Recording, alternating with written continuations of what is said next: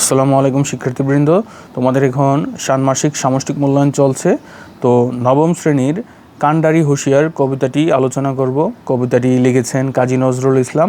এই কবিতার একটা বিশেষ দিক হলো এই কবিতা পাঠকালে আমরা দেখেছি একে গদ্যে রূপান্তর করার কথা বলা হয়েছে। তো তোমাদের মূল্যায়নপত্রে এই গদ্যে রূপান্তর বিষয়টা থাকতে পারে, তাই এই গদ্যে রূপান্তরটা কিভাবে করতে হয় আমরা একটু দেখব। গদ্যে রূপান্তর এবং মূল ভাব তৈরি এক জিনিস না। তো মূল ভাবটা হলো ভিতরের যে একদম ভিতরের যে কবি কী কথা বলতে চেয়েছেন সেটা বের করা, আর রূপান্তরটা হলো জাস্ট এটার ভাষাটা কবিতার ভাষাতে আছে, এটাকে গল্পের ভাষায় গদ্যের ভাষায় লেখা। যেমন ধরো তোমাদের কান্ডারি হুঁশিয়ার প্রথম দুইটি লাইন বা চরণ এখানে আমরা গদ্যে রূপান্তর করার চেষ্টা করেছি।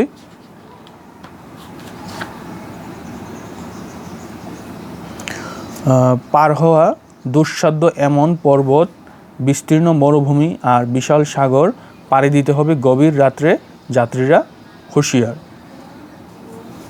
তারপরে 3 থেকে 4 নম্বর যে চরণগুলো আছে এগুলোর গদ্যের রূপান্তরটা হতে পারে এরকম: দুলছে নৌকা, ফুলছে জল, মাঝি ভুলে যাচ্ছে পথ, ছিঁড়ে গেছে পাল, কে ধরবে হাল, আছে কার সাহস। এখানে 3 থেকে 4 নম্বর লাইনে তোমরা দেখবা যে তরি একটি শব্দ আছে, তরির পরিবর্তে নৌকা ব্যবহার করেছি। আমি একবার শেষের দিকে চেষ্টা করব বিভিন্ন শব্দের অর্থগুলো একসাথে করে একটা ছোট্ট ভিডিও বানানোর জন্য। এখন আপাতত লাইন বাই লাইন গদ্যে রূপান্তর করলে কি দাঁড়াচ্ছে সেটা দেখি। 5 নম্বর লাইনটি দেখো, এই 5 নম্বর লাইনটিকে গদ্যে রূপান্তর করলে এরকম দাঁড়াতে পারে: কে আছো জোয়ান, সামনে আসো, ডাকছে ভবিষ্যৎ। তারপরে 6 নম্বর লাইনটি হতে পারে এরকম: ভীষণ তুফান, তারপরেও নৌকা নিয়ে পাড়ি দিতে হবে, নৌকা নিয়ে যেতে হবে তীরে।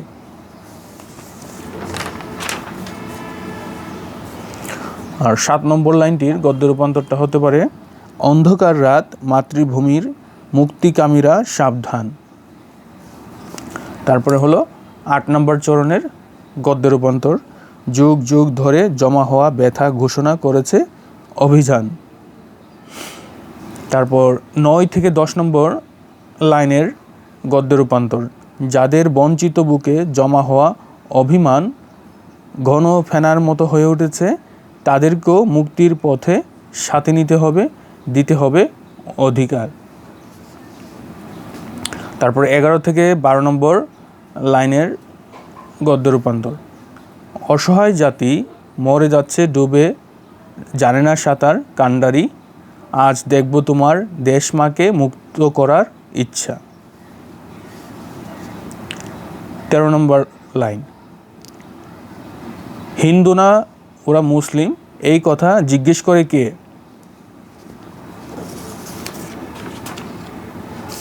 তারপরে 14 নম্বর চরণ: কান্ডারি বলো ডুবছে মানুষ, আমাদেরই মাতৃভূমির সন্তান। 15 থেকে 16 নম্বর লাইন: পর্বতের বাধা আছে, বজ্রেরও গর্জন হচ্ছে, আর যাত্রীরা ভীতু, তাই পিছিয়ে পড়া যাত্রীদের মুক্তির ব্যাপারে সন্দেহ জাগে। তারপর 17 নম্বর লাইন: কান্ডারি তুমি কি পথ ভুলে যাবে, যাত্রার মাঝখানে চলে যাবে। 18 নম্বর: অনেকের মধ্যে ঝগড়া ঝামেলা চলছে, তারপরেও সবাইকে নিয়ে চলো তুমি তো সবার মহৎ নেতৃত্বের দায়িত্ব নিয়েছ। কান্ডারি তোমার সামনে পলাশির মাঠ, যে মাঠে বাঙালির রক্তে লাল হয়েছে ক্লাইভের তরবারি। আহা, ওই গঙ্গায় ডুবেছে ভারতের সূর্য, উঠবে কি সেই সূর্য আমাদের রক্তে রঙিন হয়ে আবার। 23 থেকে 24 নম্বর লাইন: ফাঁসির মঞ্চে যারা গেয়ে গেল জীবনের জয়গান, তারা অগোচরে এসে দাঁড়িয়েছে, এখন কি ত্যাগ করবে। তারপর 25 নম্বর লাইন: পুরো জাতির পরীক্ষা, জাতিকে বাঁচাবে কি। দুলছে নৌকা, ফুলছে জল কান্ডারি হুঁশিয়ার, এটা হলো সর্বশেষ লাইনের গদ্যের রূপান্তর।